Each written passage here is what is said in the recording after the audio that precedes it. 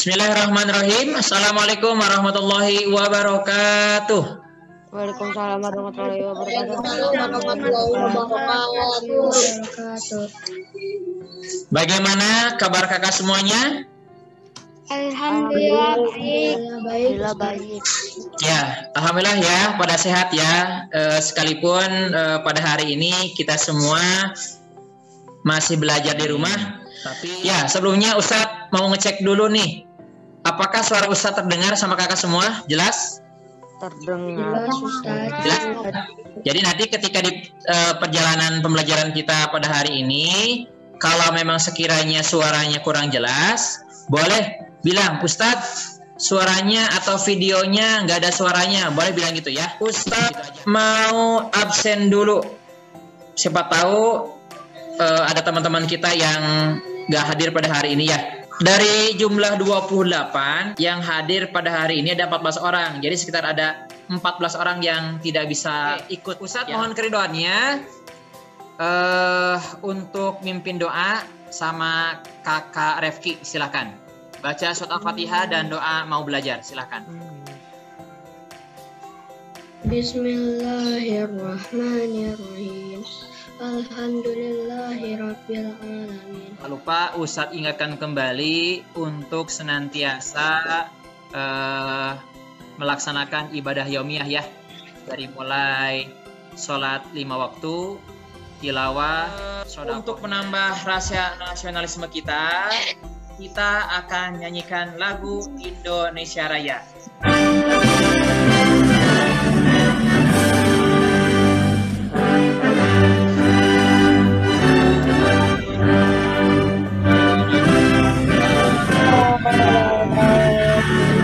Sekarang Ustadz mau ngajak kakak untuk senam otak dulu biar semangat. Ada suaranya kan?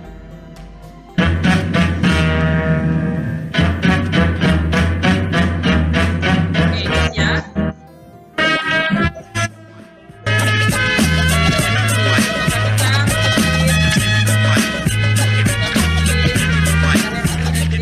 Ini kita akan belajar tema 5, subtema 1 dengan muatan pelajaran bahasa Indonesia dan juga IPA.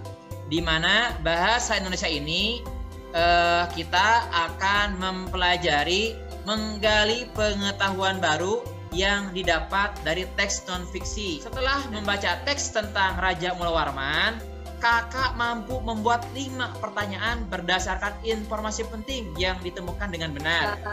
Terus manfaatnya buat kita apa? Kenapa kita harus membuat pertanyaan?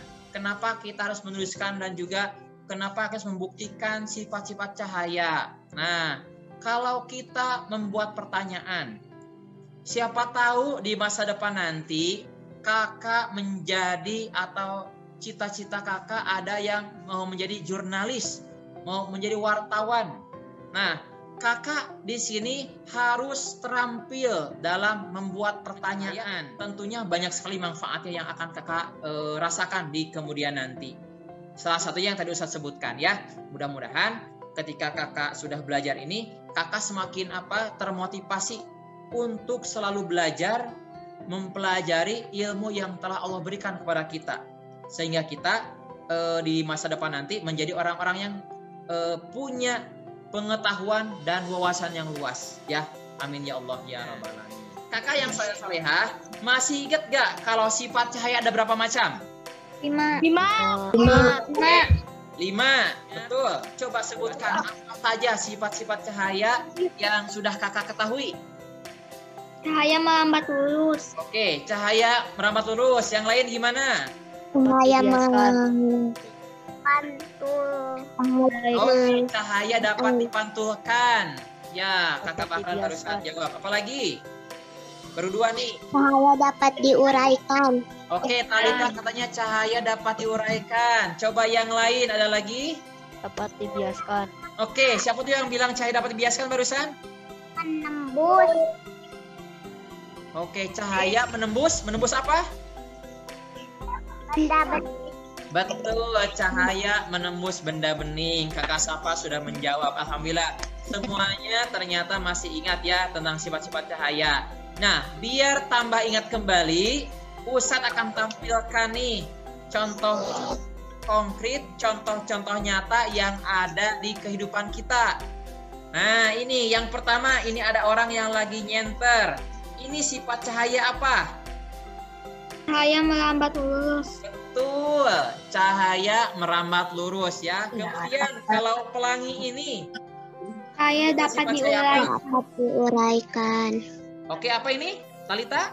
Cahaya dapat diuraikan. Oke, tepat sekali. Betul sekali. Ini bukti bahwa cahaya dapat diuraikan. Pelangi merupakan salah satu contoh di mana cahaya dapat diuraikan. Seperti itu. Nah, saat terurai, ternyata cahaya menghasilkan berbagai macam warna. Ada yang tahu warna apa saja? Dan bagaimana proses terbentuknya macam-macam warna tersebut? Kalau mau tahu, ya, yuk kita temukan jawabannya pada pembahasan materi di bab ini. Oke, nih, Ustaz akan tampilkan. Terlihat gambarnya? Terlihat. Oke, ada yang tahu anak ini lagi ngapain? Lagi pelangi. Lagi lihat? Oke, betul. Lagi lihat pelangi. Ya. Nah, Kak Ustaz mau tanya lagi. Ya, ada berapa macam warna pada pelangi? 7. Ada berapa? 7. Ada 7. Nah, betul ya. Ternyata warna pelangi yang kita lihat, ya, yang bisa kita lihat dengan mata kita itu ternyata ada 7 warna. Kenapa pelangi terdiri dari bermacam-macam warna kayak tadi? Pantulan matahari, Nah, pantulan matahari kenapa? kena air hujan. Nah, betul sekali ya. Ternyata cahaya matahari ini awalnya hanya cahaya putih, hanya satu. Makanya Ustadz kasih tanda nomor 1 di sini ya. Cahaya matahari itu mempunyai sifat polikromatik ya. Artinya apa? Bisa menciptakan banyak warna. Kira-kira ada nggak alat yang bisa menghasilkan warna kayak pelangi? Coba Safa. Contohnya apa aja benda-bendanya? Spray air. Oke, Air kata di Kevin gelas. spray air. Terus apa lagi? Air di gelas. Ada gelas air. Air di gelas. Terus apa lagi? Kaset LCD. Kaset LCD, kaset VCD ya. LCD bukan kaset, LCD itu layar. Ada yang tahu ini gambar apa? Yang ini? Cakram warna. Oke. Wah, Melvin tahu ternyata ya. Cakram warna. Ada yang tahu? Yang lain udah tahu belum ini cakram warna? Sudah. Oke, beberapa ya yang tahu ya. Betul. Ini adalah cakram warna. Nah, cakram warna ini merupakan sebuah alat untuk membuktikan bahwa cahaya putih bisa menghasilkan warna-warna seperti ini. Lebih jelasnya, ya, kita lihat video cara membuat cakram warna ya.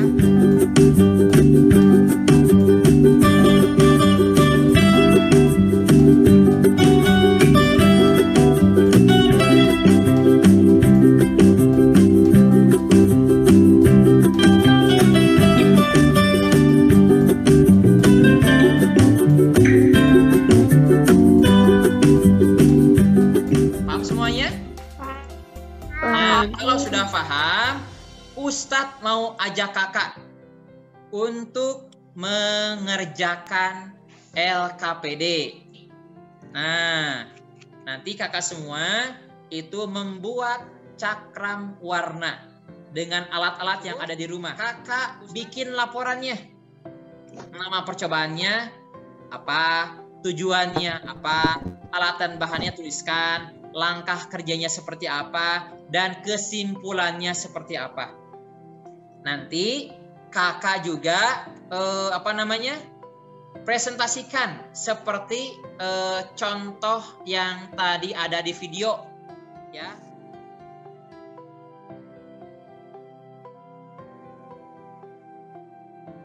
Nah, berkaitan dengan pelangi, pelangi itu indah. Pelangi itu ditunggu-tunggu oleh setiap orang karena keindahannya, karena warna-warnanya yang sangat memukau, sehingga kita menjadi ingat selalu terhadap warna-warna yang dihasilkan pelangi.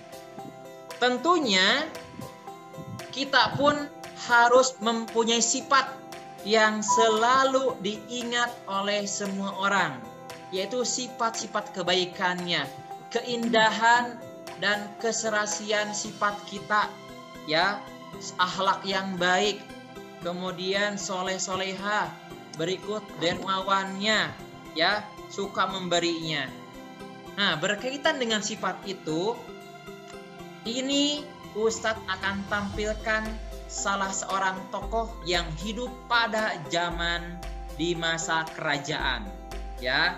Ustadz akan tampilkan nih. Kira-kira ini siapa? Raja Mula Warman. Oh, sekali itu ada yang bilang Raja Mula Warman barusan. Berarti kakak suka browsing nih ya di Google atau pernah lihat lah minimal ya. Betul sekali. Ya, ini adalah gambar Raja Mula Warman. Ustadz minta keridoan buat kakak Azriel membacakan teks ini. Silakan. Terlihat kak teksnya? Kelihatan. Ya, silakan. Raja Mula Warman yang dengar.